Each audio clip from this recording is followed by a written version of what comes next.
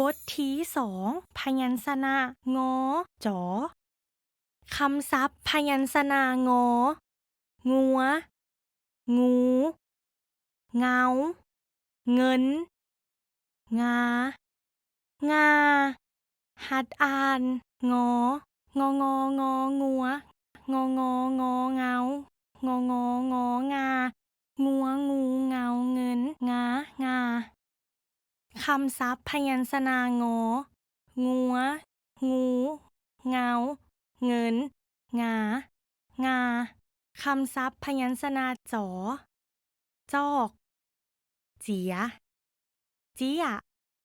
จานจัวจดหมายหัดอ่านจอจอกจอเจียจอเจียจอกเจียเจียจานจัวจดหมายคำศัพท์พยัญชนะจอจอกเจียเจียจานจัวจดหมาย